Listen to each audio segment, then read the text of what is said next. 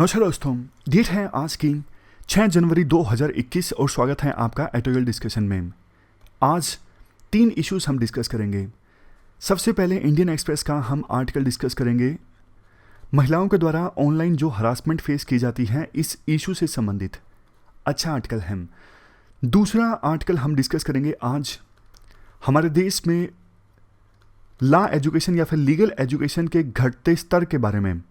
मतलब law education की जो क्वालिटी है ना वो काफ़ी ज़्यादा डाइल्यूट हो रही है, कमज़ोर हो रही है। नेक्स्ट आर्टिकल हम डिस्कस करेंगे India China relations. India China relations तो मुझे लगता है जैसे हिंदू है ना फेवरेट टॉपिक है। हर दूसरे तीसरे दिन एक आर्टिकल तो इंडिया चाइना रिलेशन से संबंधित हिंदू दे ही देता है। पॉइंट घुमा फिरा के वही होते हैं, उसमें पॉलिटिक्स भी इन्वॉल्व हो जाती है। खैर जो भी इंपॉर्टेंट पॉइंट्स निकलते हैं इस आर्टिकल से उनको एक्सट्रैक्ट करके हम डिस्कस करेंगे। देखो, यूक्रेन और रशिया के बॉर्डर पर टेंशन्स हैं। अब ये इशू हमारे जीएस के पर्सपेक्टिव से ना इतना ज़्यादा इंपॉर्टेंट है नहीं। मतलब आप जीएस का सिलेबस उठा के देखोगे ना तो सीधा सीधा ज़्यादातर वही क्वेश्चंस पूछे जाते हैं जिसमें इंडिया इन्वॉल्व होता है। तो रशिया और यूक्रेन के बॉर्डर पर टेंशन्स हैं, डायरेक्टली इंडिया तो इन्वॉल्व है नहीं, लेकिन इनडायरेक्टली पता होना चाहिए कि क्या कुछ चल रहा है वर्ल्ड में। फोल्डर मटेरियल के तौर पे आप इधर उधर एक दो पॉइंट इस्तेमाल कर सकते हो। इंटरव्यू में भी पता होना चाहिए, आगे आप इंटरव्यू दोगे तो वर्ल्ड में क्या क्या हो रहा है। तो जो थोड़े कम इंपॉर्टेंट इश्यूज होते हैं ना वो कभी कभार फिर दूसरे चैनल पे हम डिस्कस कर लेते हैं। तो कल मैंने यहाँ पे डिस्कस किया था ये रशिया यूक्रेन बॉर्डर टेंशन से संबंधित इशू।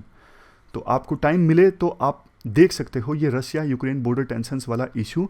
एग्जाम परस्पेक्टिव से इंपॉर्टेंट नहीं है लेकिन इनडायरेक्टली काम आ सकता है। आप समझ गए ना भावनाओं को। कोट है आज का, honesty is the first chapter in the book of wisdom. ये थॉमस जेफरसन ने बोला था। विजडम की किताब में सबसे पहला चैप्टर जो है ऑनेस्टी है, यानी विजडम हासिल करने के लिए आपको ऑनेस्ट होना जरूरी है। चलिए डिस्कशन स्टार्ट करते हैं। फर्स्ट इंपॉर्टेंट आर्टिकल, महिलाओं के द्वारा ऑनलाइन जो हरासमेंट फेस किया जाता है इस इशू से संबंधित है। आप जीएस पेपर 3 के इस टॉपिक से आर्टिकल को रिलेट कर सकते हो। वैसे देखो, जीएस पेपर 1 में जो सोसाइटी है ना वहाँ पे भी वुमन संबंधित टॉपिक है, उससे आप इस आर्टिकल को रिलेट कर सकते हो। ये आर्टिकल लिखा गया है मीरन चड्डा बोरवनकर के द्वारा। ये आईपीएस ऑफिसर हैं जो रिटायर हुई as a DG Bureau of Police Research and Development. इस आर्टिकल की डिस्कशन स्टार्ट करने से पहले एक क्वेश्चन मैं आपसे पूछता हूँ। आप लोग देखो बहुत समझदार लोग हो, आपके आसपास जो भी होता है आप उन चीज़ों को कीनली ऑब्जर्व करते हो, एनालाइज करते हो और करंट अफेयर्स से भी अपडेट रहते हो। तो मैं आपसे पूछता हूँ कि महिलाएं ऑनलाइन किन किन इश्यूज को फेस करती हैं या फिर किस प्रकार से कुछ महिलाओं की हरासमेंट होती है ऑनलाइन। बताइए, एक एक करके पॉइंट बताते जाइए। सबसे पहले ये तस्वीर देखिए, मॉर्फिंग द इमेज। मतलब तस्वीर किसी और की है लेकिन चेहरा किसी और लड़की का लगा दिया। आमतौर पर देखो ये कब होता है, जैसे कोई अश्लील तस्वीर है, अश्लील तस्वीर में लड़की कोई और है, जैसे एक्ट्रेस है, मूवी का सीन है, उस लड़की का सीन हटा के, उस एक्ट्रेस का सीन हटा के जिस महिला को हरास करना है ना उस महिला का फेस लगा दिया। तो इस प्रकार से मॉर्फिंग हो जाती है इमेजेस की। ये पहला तरीका है, पहला पॉइंट है। और बताइए दूसरा पॉइंट, सिंपल प्रोफाइलिंग। जैसे कोई वुमन है, किसी को हरास करना है, उसका नंबर जो है वो व्हाट्सएप ग्रुप में शेयर कर दिया, वायरल कर दिया, बाद में तरह तरह के मैसेज आने लगे उस महिला के पास। ये दूसरा तरीका है। तीसरा तरीका ये बहुत ख़राब है, आपने भी ये देखा होगा अपने आस पड़ोस में या फिर कभी ना कभी तो इसके बारे में सुना होगा। तीसरा तरीका कैसे महिलाओं का हरासमेंट होता है ऑनलाइन। मान लीजिए किसी महिला की शादी होने वाली है। शादी आपको पता है हमारे देश में बहुत ही ज़्यादा सैक्रोसेंट इंस्टीट्यूशन है। तो शादी होने से पहले ब्राइड का फर्जी अकाउंट ऑनलाइन बना दिया जाता है और उस अकाउंट पर ऐसी ऐसी तस्वीरें शेयर कर दी जाती हैं जिससे शादी होने वाली है उस पक्ष को लगे करैक्टर पर क्वेश्चंस रेज हो जाएं और शादी टूट जाए। ऐसा अक्सर एक्स बॉयफ्रेंड्स या फिर लड़की के परिचितों के द्वारा, जिनके पास पुरानी फ़ोटोज़ हैं, उनके द्वारा ऐसे काम किए जाते हैं। तो ये तीसरा तरीका है। चौथा तरीका, साइबर स्टोकिंग। स्टोकिंग क्या होता है? स्टोकिंग मतलब सर्विलियंस, अनवांटेड सर्विलियंस। मतलब बार बार कोई लड़की का पीछा कर रहा है अनवेलकम ढंग से और ये काम जब ऑनलाइन होता है, बार बार लड़की के अकाउंट में जाना, सोशल मीडिया प्लेटफॉर्म्स पर मैसेज भेजना या फिर बार बार विजिट करना, तो ये होता है साइबर स्टोकिंग। इसके बाद नेक्स्ट है साइबर बुलिंग। बुलिंग का क्या मतलब होता है? स्कूल्स में जैसे देखो बड़ी क्लास के बच्चे होते हैं, छोटे क्लास के बच्चों को धमकाते हैं, एग्रेसिव रवैया उनका होता है छोटी क्लास के बच्चों की तरफ, तो छोटी क्लास का बच्चा जो है वो डर जाता है। उसी प्रकार से ऑनलाइन साइबर बुलिंग में होता है, आप किसी को मैसेज भेजते हो, आप नहीं मतलब जो भी साइबर बुलिंग कर रहा है वो डराने धमकाने वाले मैसेज भेजता है किसी बच्चे को या फिर वुमन को, और वो मैसेज काफ़ी एग्रेसिव होते हैं और मजबूर किया जाता है कई केसेस में तो सामने वाले को अपनी बात मनवाने के लिए, जैसे ये काम कर दो अदरवाइज मैं तुम्हें नुकसान पहुंचाऊंगा, तुम्हारे परिवार को नुकसान पहुंचाऊंगा, एसिड फेंक दूंगा। ये होता है साइबर बुलिंग। चलो बेसिक टर्म्स का मतलब जान लिया, अब आते हैं आर्टिकल की तरफ। आर्टिकल में शुरुआत में देखो राइटर अपना एक्सपीरियंस शेयर करती हैं। वो कहती हैं 2011 में मुझे एक यंग लड़की से ईमेल मिला जो धमकी दे रही थी कि मैं सुसाइड कर लूँगी। उसका रीज़न ये था कि उस लड़की के एक फॉर्मर बॉयफ्रेंड ने कुछ इमेजेस को मॉर्फ कर दिया इस प्रकार से और उनको सोशल मीडिया पर शेयर कर दिया। तो राइटर कहती हैं जो कि फॉर्मर आईपीएस ऑफिसर हैं, मैंने उस समय पुणे के पुलिस साइबर सेल को जो लेडी ऑफिसर हेड कर रही थी उनको कहा एफआईआर दर्ज करने के लिए, लेकिन जो इन्वेस्टिगेटिंग ऑफिसर थी उनको इमरजेंसी लीव पर जाना पड़ा। काफ़ी दिनों तक कुछ नहीं हुआ इस पूरी घटनाक्रम पर। तो उस यंग गर्ल ने मुझे धमकी दी कि मैं सुसाइड कर लूँगी अगर इस पर एक्शन नहीं लिया गया। ये तो देखो 2011 की घटना है, अब तो काफ़ी कुछ चेंज हो चुका है। अभी इंटरनेट यूजर्स की संख्या हमारे देश में काफ़ी ज़्यादा बढ़ चुकी है। 825 मिलियन लोग आज के समय में हमारे देश में इंटरनेट यूज़ करते हैं। ये आंकड़ा मार्च 2021 तक का है। इसमें से देखो ज़्यादातर यानी मैक्सिमम लोग तो सही यूजर्स हैं, लेकिन कुछ रोग यूजर्स भी हैं जो इंटरनेट का गलत ढंग से इस्तेमाल करते हैं। हाल ही में जो केस सामने आए बुल्लीबाई ऐप में कुछ मुस्लिम वुमेन की ऑक्शनिंग की जा रही थी। पिछले साल जुलाई में सुली डील्स का केस भी सामने आया जिसमें 80 मुस्लिम वुमेन की प्रोफाइल क्रिएट की गई थी और उनको डील्स ऑफ द डे के तौर पे दिखाया गया था। बात देखो यहाँ पर सिर्फ धर्म की नहीं है, सभी धर्मों की जो महिलाएं हैं वो ऑनलाइन हरासमेंट फेस करती हैं। और ये तो सिर्फ एक दो एग्जांपल्स हैं, बुलीबाई केस, सुली डील्स केस। इसके अलावा भी अगर आप रिसर्च करोगे, मतलब इंटरनेट पर सर्च करोगे, तो आपको अनेकों ऐसे केसेस के बारे में जानकारी मिलेगी। हमारे देश में क्या होता है, एक आधा केस जो सुर्खियों में आ जाता है ना, बस उसी के बारे में चर्चा होती है। लेकिन बुलीबाई जैसे न जाने कितने केस लोकल लेवल पर खबर आती है, चली जाती है। और यही इस आर्टिकल में बोला भी जाता है कि महिलाएं जो ऑनलाइन हरासमेंट फेस करती हैं ना सिर्फ शहरों में बल्कि छोटे टाउन्स में भी बहुत सारे केसेस में वो रिपोर्ट दर्ज नहीं करवाती, एफआईआर दर्ज नहीं करवाती। क्यों? क्योंकि उनको डर लगता है, स्टिग्मा अटैच है ना, बेइज्जती का डर लगता है। समाज आवाज़ उठाता है कि शायद लड़की ने ही कुछ गलत किया होगा। जैसे सोच के देखिए, जिसकी शादी होने वाली है, फेसबुक पर शादी से पहले उस लड़की की गलत प्रोफाइल बनाई गई और गलत तस्वीरें पोस्ट कर दी गई, तो ज़्यादातर लोग विश्वास नहीं करेंगे कि लड़की की कोई गलती नहीं है। बहुत से लोग आपको ऐसे मिलेंगे समाज में जो लड़की में ही दोष निकालेंगे।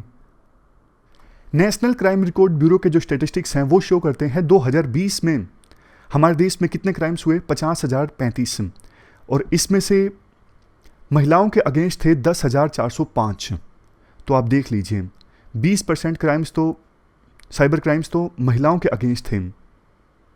बहुत बार ऐसा होता है, वो लोग क्रिमिनल्स जो इस प्रकार के साइबर क्राइम्स को अंजाम देते हैं ना महिलाओं के अगेंस्ट, वो दूसरे देशों में बैठे होते हैं और वो इंटरनेशनल सर्वर्स का इस्तेमाल करते हैं इस प्रकार के साइबर क्राइम्स कमिट करने के लिए। तो हमारे देश में जो एजेंसीज हैं, मतलब लोकल लेवल पे जो लोग जाते हैं, वो किसके पास जाते हैं? पुलिस के पास जाते हैं। सच सच बताइए, क्या आपको लगता है लोकल लेवल पे एक पुलिस स्टेशन इस प्रकार के साइबर क्राइम से निपटने के लिए सक्षम होता है? नहीं होता है। तो इस प्रकार के जो इंटरनेशनल साइबर क्राइम्स होते हैं ना, उनसे निपटने के लिए आपको दूसरे देशों के साथ फॉर्मल ट्रीटीज साइन करनी होगी, इनफॉर्मल चैनल्स के थ्रू कोऑपरेशन इस्टेब्लिश करना होगा दूसरे देशों के साथ। और CERT यानी कंप्यूटर इमरजेंसी रिस्पॉन्स टीम इन जो है वो काफ़ी अच्छा काम कर रहा है इस दिशा में। दूसरे देशों के साथ ज़्यादा से ज़्यादा ट्रीटी साइन की जा रही हैं। लेकिन देखो सबसे इंपॉर्टेंट स्टेप तो है जब भी महिलाएं इस प्रकार का हरासमेंट फेस करें ना, वो सामने आएं, वो रिपोर्ट दर्ज करवाएं। जब तक देखो रिपोर्ट दर्ज नहीं करवाई जाएगी, एफआईआर दर्ज नहीं होगी, तो पुलिस फिर किस प्रकार से एक्ट करेगी। इसके लिए अवेयरनेस फैलाना बहुत ज़्यादा ज़रूरी है। यंग गर्ल्स को और महिलाओं को अवेयर करना बहुत ज़्यादा ज़रूरी है कि आप जब वर्चुअल वर्ल्ड को एक्सप्लोर करो ना, यानी इंटरनेट को एक्सप्लोर करो, तो किस प्रकार से आपको खतरा है, और जब आप फेस करते हो इस प्रकार की सिचुएशन, तो आपको क्या करना है। आपको पुलिस के पास जाके कंप्लेंट देनी है जो भी आपने फेस किया है। तो शुरुआत की जा सकती है स्कूल से, कॉलेजेस से, यूनिवर्सिटी से, कम्युनिटीज से। ये सब जो इंस्टीट्यूशंस है ना, इनको अपना एक्टिव रोल प्ले करना होगा। ज़्यादा से ज़्यादा जो गर्ल्स और वुमेन हैं उनको जागरूक किया जा सके, और इसके लिए सोशल मीडिया प्लेटफॉर्म्स को भी इन्वॉल्व करना होगा कि सोशल मीडिया प्लेटफॉर्म्स जैसे फेसबुक, ट्विटर, ये और ज़्यादा बेहतर ढंग से अपनी अपनी पोस्ट को मॉनिटर करें, और जो भी एब्यूसिव ट्रैफिक है ना, जैसे गलत पोस्ट वायरल हो रही है, उसको रोका जाए। और यूजर्स की प्राइवेसी को प्रोटेक्ट करने के लिए, यूजर्स की पर्सनल इंफॉर्मेशन को प्रोटेक्ट करने के लिए ज़्यादा से ज़्यादा सेफगार्ड इन सोशल मीडिया प्लेटफॉर्म्स के द्वारा अपनाए जाएं। इसके अलावा सरकार को देखो चाहिए कि पुलिस को ज़्यादा बेहतर इंफ्रास्ट्रक्चर दिया जाए, ज़्यादा स्पेशल साइबर सेल्स होने चाहिए। इसके अलावा पुलिस को जो साइबर सेल में काम करते हैं उनको रेगुलर ट्रेनिंग दी जाए, क्योंकि देखो ये साइबर वर्ल्ड जो है ना, लगातार चेंज होता रहता है, लगातार नई नई टेक्नोलॉजीज आती रहती हैं। तो उसी से संबंधित साइबर सेल में जो पुलिस वाले काम करते हैं ना, उनको अपडेट करना जरूरी है अपने आप को। नेक्स्ट पॉइंट, फोरेंसिक लेबोरेटरीज की कैपेबिलिटी को मजबूत किया जाए, ताकि अगर इस प्रकार के क्राइम होते हैं ना, cyber bullying, threatening, morphing, profiling, तो इन क्राइम्स से संबंधित जल्द से जल्द जो एविडेंस है ना इंपॉर्टेंट, उसे कलेक्ट किया जा सके। इसके लिए फोरेंसिक लेबोरेटरीज की कैपेबिलिटी का मजबूत होना जरूरी है। बट देखो चिंता की बात यह है, हमारे देश में बहुत सारी स्टेट लैब्स ऐसी हैं जहां पे enough number of cyber experts नहीं है, सरकार इनफ सैलरी नहीं देती। जिसको इतनी नॉलेज हो जाती है साइबर चीज़ों की, तो वो फिर प्राइवेट जॉब ले लेता है, प्राइवेट सेक्टर में सैलरी ज़्यादा मिलती है। सेंट्रल गवर्नमेंट ने वैसे फंड्स दिए हैं स्टेट्स और यूनियन टेरिटरीज को एक स्कीम के तहत, जिसका नाम है cyber crime prevention against women and children scheme. Central government ने ये फंड्स इसलिए दिए हैं ताकि स्टेट्स में साइबर फोरेंसिक कम ट्रेनिंग लेबोरेटरीज इस्टेब्लिश की जा सकें, बट विभिन्न स्टेट्स ने अभी तक इन फंड्स को पूरी तरह से यूटिलाइज नहीं किया है। नेक्स्ट पॉइंट ये है, साइबर क्राइम से संबंधित देखो ट्रायल्स भी जल्द से जल्द कंप्लीट होना चाहिए, ताकि डेटरेंस क्रिएट हो, डर पैदा हो क्रिमिनल्स में कि हाँ, अगर हमने साइबर क्राइम किया तो हमें सजा मिलेगी, हम छूट नहीं पाएंगे। जैसे बुल्लीबाई केस में पुलिस ने एक्शन लिया और जल्द से जल्द जो आरोपी हैं उनको गिरफ्तार किया, तो इससे डर कायम होता है अपराधियों में। लेकिन देखो अभी तक जो ट्रायल है ना, इन मामलों में काफ़ी स्लो चलता है। 2020 तक कोर्ट्स में इन मामलों में सिर्फ 9 केसेस कंप्लीट हुए हैं, और उनमें कन्विक्शन रेट है 66.7%। 393 केसेस तो अभी भी पेंडिंग है। देखो 825 मिलियन लोग इंटरनेट इस्तेमाल करते हैं, केसेस इतने कम रजिस्टर हुए हैं। तो ये सिचुएशन हमें बताती है कहीं ना कहीं महिलाएं आगे नहीं आती जब उनके साथ क्राइम कमिट होता है, या फिर केस आगे बढ़ता नहीं है, पुलिस केस रजिस्टर नहीं करती, तभी तो इतने कम केस पेंडिंग हैं। राइटर ये सजेस्ट करते हैं केसेस की जो पेंडेंसी है ना, इस पेंडेंसी को ख़त्म करने के लिए जुडिशियल ऑफिसर और प्रोसिक्यूटर्स को सिस्टमेटिक ढंग से स्पेशल ट्रेनिंग देनी चाहिए साइबर क्राइम्स के मामलों में, ताकि जल्द से जल्द इन क्राइम्स से संबंधित मामलों का निपटारा हो सके। तो ये हमने पूरा आर्टिकल डिस्कस किया महिलाओं के द्वारा जो ऑनलाइन हरासमेंट फेस की जाती है इस इशू से संबंधित। इसके बाद अगला जो हमारा आर्टिकल है आज का, ये देखो लॉ एजुकेशन से संबंधित है। आप जीएस पेपर सेकंड के इस टॉपिक से आर्टिकल को रिलेट कर सकते हो। क्या कंटेस्ट है, हाल ही में chief justice of India N V. Ramana ने काफ़ी सारे बयान दिए हैं लीगल एजुकेशन के मामले में, लीगल एजुकेशन से संबंधित। उन्होंने ये कहा है कि नेशनल लॉ यूनिवर्सिटीज़ जो हैं वो देखो एलिटिस्ट इंस्टीट्यूशंस के तौर पर काम कर रही हैं, सोशल रियलिटीज़ से बिल्कुल अलग हैं, और बहुत कम स्टूडेंट्स नेशनल लॉ यूनिवर्सिटी से पास आउट वो बार को ज्वाइन कर रहे हैं। तो क्वेश्चन ये उठता है, तो नेशनल लॉ यूनिवर्सिटी से जो स्टूडेंट्स पास आउट होते हैं, अगर वो बार को ज्वाइन नहीं करते तो वो कहाँ जाते हैं? वो देखो या तो कॉरपोरेट ग्रुप्स में प्लेसमेंट लेना पसंद करते हैं, या फिर जाते भी तो हैं तो वो हाई कोर्ट या फिर सुप्रीम कोर्ट में वकालत करना ज़्यादा पसंद करते हैं। ट्रायल कोर्ट में तो बहुत कम लोग जाना चाहते हैं। इसके अलावा इसी साल की शुरुआत में chief justice of India N V. Ramana ने यह भी कहा था कि अभी जो लॉ ग्रेजुएट्स निकल के आ रहे हैं ना, वो इतने कैपेबल नहीं है कि लॉ प्रोफेशन को ठीक से संभाल सकें। उन्होंने ये भी कहा कि बहुत सारे लॉ से संबंधित इंस्टीट्यूशंस तो ऐसे हैं जो सब स्टैंडर्ड हैं, जिनकी क्वालिटी बहुत ज़्यादा ख़राब है। इसके अलावा देखो, उन्होंने ये भी कहा कि लीगल एजुकेशन में ना प्रैक्टिस पे ज़्यादा फोकस होना चाहिए बजाय कि थ्योरी पे। तो इस कंटेक्स्ट में आज का इस कंटेक्स्ट में आज का जो आर्टिकल है ना, वो पब्लिश होता है। राइटर बोलते हैं हमें देखो इंट्रोस्पेक्ट करने की आवश्यकता है। राइटर ये कहते हैं, ना तो मैं चीफ जस्टिस ऑफ इंडिया के कमेंट्स को गलत बोल सकता हूँ, ना ही सही बोल सकता हूँ। मैं सिर्फ ये बोल सकता हूँ हमारे देश में फिलहाल लीगल एजुकेशन का क्या स्टेटस है, इस पर इंट्रोस्पेक्शन होना चाहिए। देखो, लीगल एजुकेशन की अगर बात करें ना, नेशनल लॉ यूनिवर्सिटी ये तो अच्छी मानी जाती है, लेकिन ज़्यादातर जो लॉ से संबंधित इंस्टीट्यूट्स हैं ना, उनकी क्वालिटी ख़राब होती है। आपने भी आस पड़ोस में देखा होगा, किसी ने LLB की डिग्री ले ली, वो कभी कॉलेज नहीं गया, सिर्फ नाम के लिए पेपर देने पड़े। तो इस प्रकार के कॉलेज आज के समय में काफ़ी सारे खुल गए हैं। राइटर ये कहते हैं इवन नेशनल लॉ यूनिवर्सिटी में भी कमियां हैं। क्या कमियां हैं? पहली बात, नेशनल लॉ यूनिवर्सिटी में ना सिर्फ नाम नेशनल है, अदरवाइज बहुत सारी नेशनल लॉ यूनिवर्सिटीज़ हैं जिनको इस्टाब्लिश स्टेट्स गवर्नमेंट्स के द्वारा किया गया और उनको थोड़ा बहुत पैसा भी स्टेट गवर्नमेंट्स के द्वारा दिया जाता है।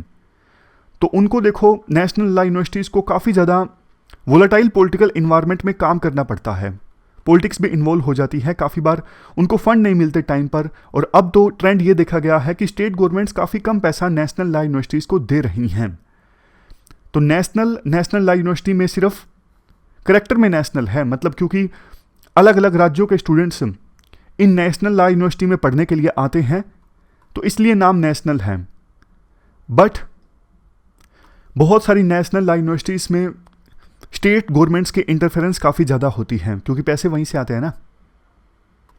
राइटर ये सजेस्ट करते हैं, अभी देखो जो इन कॉलेजेस में या फिर लॉ कॉलेजेस में लीगल एजुकेशन बिल्कुल सोशल रियलिटी से अलग है। पढ़ाया कुछ जा रहा है, ग्राउंड लेवल पे हो कुछ अलग रहा है, दोनों के बीच में डिफरेंस है। जैसे देखो, इंजीनियरिंग में होता है, कंपनीज में और कॉर्पोरेट ग्रुप्स में काम करने के लिए जो स्किल चाहिए वो इंजीनियरिंग कॉलेजेस दे नहीं पाते। उसी प्रकार से ये चीज़ लॉ कॉलेजेस में भी हो रही है कि प्रैक्टिकल जिस प्रकार की नॉलेज चाहिए उस प्रकार की प्रैक्टिकल नॉलेज दी नहीं जाती कॉलेजेस में। तो राइटर ये कहते हैं, अगर देखो हम चाहते हैं कि लॉ कॉलेजेस में प्रैक्टिकल नॉलेज दी जाए, इसके लिए तो फिर रिसर्च को तवज्जो देना ज़्यादा ज़रूरी है ना लॉ कॉलेजेस में।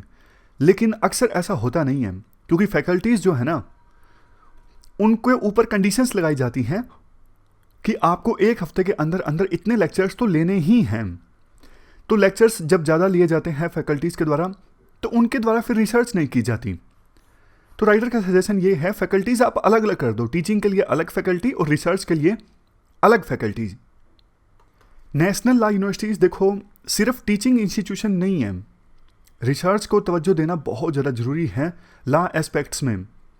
आज के समय में देखो, नेशनल लॉ यूनिवर्सिटीज़ काफ़ी कंपटीशन फेस कर रही हैं अपकमिंग प्राइवेट यूनिवर्सिटीज़ से।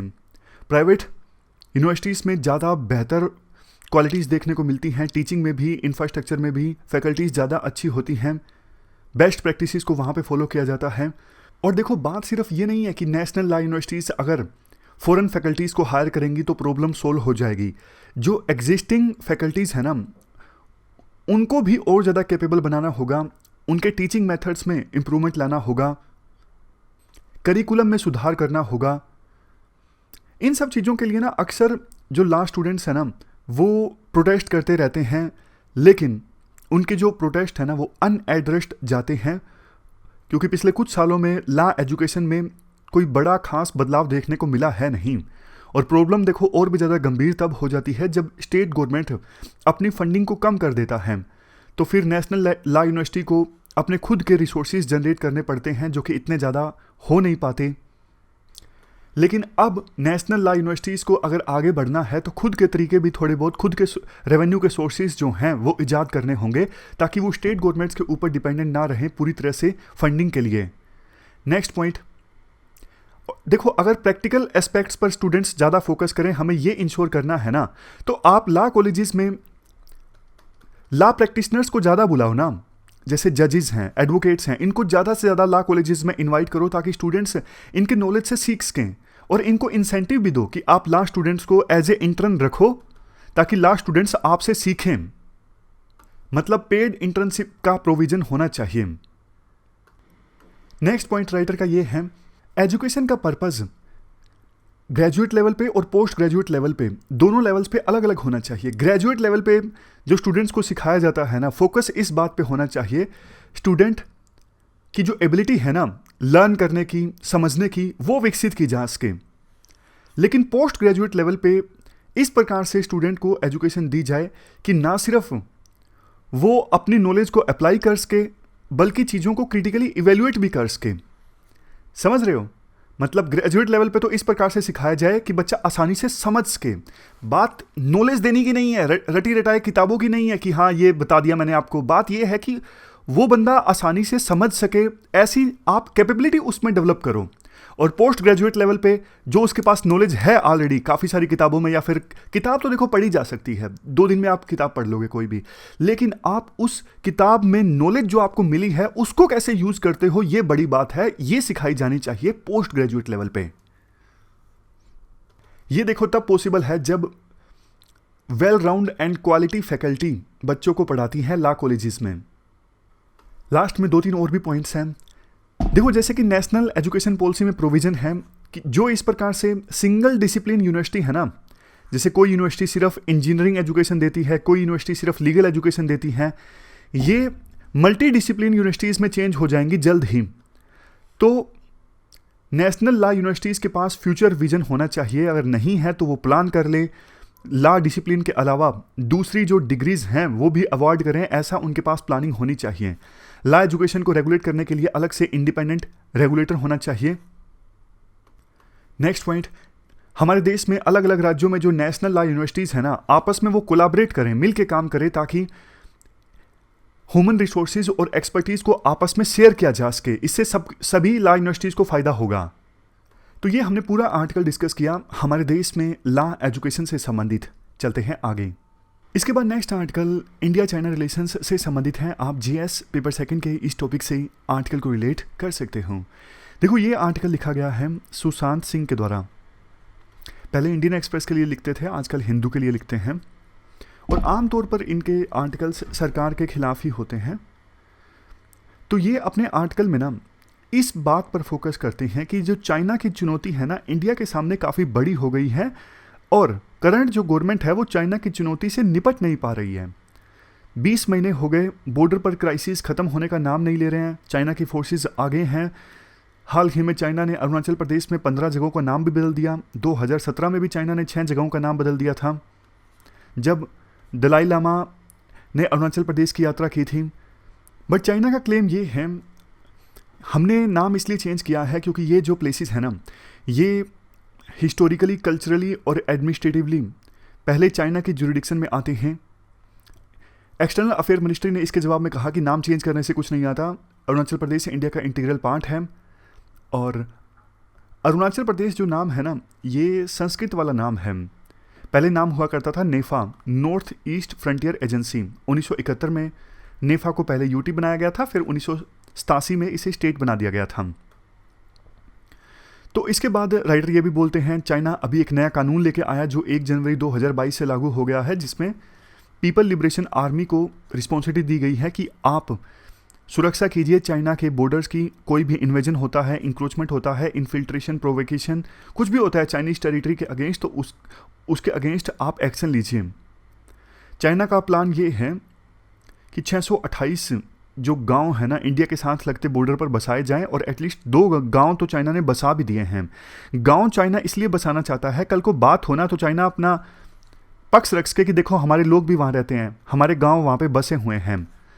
तो बॉर्डर सेटलमेंट में ये भी एक रणनीति होती है कि अपने लोगों को वहाँ पे रहने के लिए छोड़ दो ताकि बाद में बोला जा सके कि देखो हमारे लोग यहीं पर रहते हैं, ये हमारी ज़मीन है। इवन इंडिया के अंदर भी जो चाइनीज़ एम्बेसी है वो काफ़ी एग्रेसिव है। जैसे कि देखो 2 यूनियन मिनिस्टर राजीव चंद्रशेखर और रामदेस अठावले ये तिब्बतियन गवर्नमेंट इन एक्साइल से मिले थे। तो उसके बाद चाइनीज़ एम्बेसी के लोगों ने इनको खत लिखा कि आप इलीगल ऑर्गेनाइजेशन से क्यों मिले हो, ये सेपरेटिस्ट ऑर्गेनाइजेशन है। तो चाइनीज़ एम्बेसी ने जब ये सारी बातें बोली 2 यूनियन मिनिस्टर को, तो हमारे देश की फॉरेन मिनिस्ट्री ने कुछ नहीं बोला, फॉरेन मिनिस्ट्री चुप रही। तो इस प्रकार से इंडिया एग्रेसिव स्टांस नहीं ले रहा है चाइना के अगेंस्ट, ऐसा राइटर बोलना चाहते हैं। उसका एक रीज़न भी है, सरकार को ये लगता है कि अब हमारे पास ना कोई कार्ड नहीं है चाइना के अगेंस्ट प्ले करने के लिए। पहले बोलते थे कि तिब्बत कार्ड जो है हम प्ले कर सकते हैं, लेकिन आजकल तिब्बत कार्ड को प्ले करने का चाइना के ऊपर कोई असर होता नहीं है। चाइना को लगता है कि दलाई लामा की पॉपुलैरिटी जो है वो कम हो रही है, दलाई लामा की एज भी हो चुकी है, उनके जाने के बाद तो ये जो तिब्बत वाला इशू है वो ख़त्म हो जाएगा। पहले हमारे पास यूँ भी था कि साउथ एशिया में हमारा इन्फ्लुएंस था थोड़ा बहुत, लेकिन वो भी कम हो रहा है चाइना की वजह से, क्योंकि चाइना हमारे पड़ोसी देशों को ज़्यादा मदद देता है। दवाइयों की बात कर लीजिए, वैक्सीन की, पहले हम वैक्सीन दे रहे थे, लेकिन हमारे देश में भी सेकेंड वेव आ गई तो वैक्सीन नहीं दे पाए, तो उन्होंने चाइना से इंपोर्ट करना पड़ा। इवन बांग्लादेश ने तो पैसे भी दे दिए थे, तो उसको भी हम वैक्सीन नहीं दे सके। इसकी वजह से इंडिया की रेपुटेशन काफ़ी ख़राब हुई। 1962 में हम जो चाइना से युद्ध हारे थे ना, वो मेमोरीज अभी तक हम मिटा नहीं पाए हैं, ऐसा राइटर का मानना है। वो चीज़ें कभी ना कभी इंडियन लीडर्स के माइंडसेट में आ ही जाती हैं। इस वजह से उस सिचुएशन को अवॉइड करने के लिए इंडिया यूएसए के ज़्यादा नज़दीक चला गया है। क्वाड का मेंबर बन गया है इंडिया, लेकिन क्वाड अभी भी एक नॉन मिलिट्री ग्रुप है। ओकस आ गया, और ओकस के आने के बाद, और देखो अफगानिस्तान से यूएसए के जाने के बाद ये बात तो साफ है कि इंडिया पूरी तरह से यूएसए के ऊपर रिलाई नहीं कर सकता। युद्ध तो अपना खुद ही लड़ना पड़ेगा अगर चाइना के साथ फ्यूचर में टेंशंस क्रिएट होती हैं। लेकिन अब बात वही आ जाती है, क्या इंडिया 2 फ्रंट वार लड़ने के लिए तैयार है? एक तरफ पाकिस्तान की चुनौती, दूसरी तरफ चाइना की चुनौती। इंडिया को पता है 2 फ्रंट का वार लड़ने के लिए इंडिया तैयार नहीं है। इसलिए तो आजकल इंडिया के जो पॉलिटिकल लीडर्स हैं वो पाकिस्तान के अगेंस्ट ज़्यादा बोलते नहीं है, ताकि पाकिस्तान से लगता जो वेस्टर्न बॉर्डर है उसे कम से कम शांत रखा जा सके। जब चाइना के साथ टेंशंस क्रिएट हुई ना, बहुत सारी फोर्सेस हमने पाकिस्तान के साथ लगते बॉर्डर से मूव कर दी चाइना के साथ लगते बॉर्डर पर। तो अब जो सरकार है वो इंतजार कर रही है कि कैसे ना कैसे करके बॉर्डर पर जो क्राइसिस है ना, उनका रिस्पेक्टफुल एग्जिट हो सके। रशिया वैसे मीडिएशन करवाने का इच्छुक है इंडिया और चाइना के बीच। उन्होंने बोला भी RIC की एक मीटिंग ऑर्गेनाइज करवाते हैं जिसमें लीडर्स नहीं तो कम से कम फॉरेन मिनिस्टर्स तो पार्टिसिपेट कर सकें। बट सरकार ने कह दिया कि पहले आप चाइना को कहो, इंडिया ने रशिया को बोल दिया आप मीडिएशन अगर करवाना चाहते हो तो चाइना को बोलो कि कम से कम पहले कुछ स्टेप्स तो ले बॉर्डर पर, थोड़ा तो पीछे जाए, ताकि हमें लगे कि हाँ चाइना इंटरेस्टेड है बात करने में। अदरवाइज तो चाइना फिर वापस जाएगा ही नहीं। अगर RIC की मीटिंग भी हो गई, काफ़ी समय से चाइना की फोर्सेस आगे हैं, 2020 से पहले जो सिचुएशन थी ना, उस सिचुएशन को वापस लाना जरूरी है। ये सरकार की अभी फिलहाल प्रायोरिटी है, लेकिन ऐसा होता दिखाई नहीं दे रहा है। जैसे जैसे देखो चाइना की चुनौती बढ़ेगी ना, इंडिया यूएसए के और ज़्यादा करीब जाएगा, और यूएसए फिर हमारे ऊपर यानी इंडिया के ऊपर और ज़्यादा प्रेशर डालेगा ह्यूमन राइट्स वायलेशन से संबंधित इश्यूज़ पर, इंडिया में माइनॉरिटीज़ फ्रीडम, रिलीजियस फ्रीडम, इन इश्यूज़ पर। तो इंडिया की और ज़्यादा इंसल्ट होगी, ह्यूमिलिएशन होगा जब यूएसए ये सारी बातें बोलेगा। तो कुल मिला के इंडिया के लिए सिचुएशन फ़िलहाल ठीक नहीं है। चाइना के साथ जो भी विवाद है ना, उसका जल्द से जल्द निपटारा, 2020 अप्रैल से पहले की सिचुएशन रीस्टोर करना, ये अभी भारत सरकार के लिए एक चैलेंजिंग चीज़ साबित हो रही है। ये हमने पूरा आर्टिकल डिस्कस किया इंडिया चाइना रिलेशंस से संबंधित। हमारी आज की इस डिस्कशन में इतना ही है। आज हमने 3 इश्यूज़ को डिटेल से डिस्कस किया। सबसे पहले महिलाओं के द्वारा जो ऑनलाइन हरासमेंट फेस किया जाता है, दूसरे नंबर पे लीगल एजुकेशन, और तीसरे नंबर पे हमने इशू डिस्कस किया इंडिया चाइना रिलेशंस। तो thank you very much for discussion.